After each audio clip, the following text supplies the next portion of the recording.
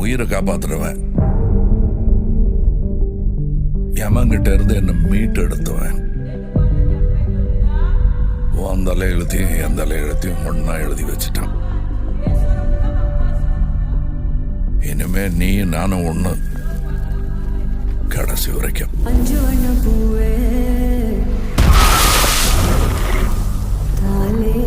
நான் 8 அடி பாஞ்சா நீ 18. 16. சரி கணக்கு புள்ள. உள்ள இருந்து நான் பாத்துக்கிட்டு இருப்பேன், வெளியே அமரம் பாத்துக்குவான்.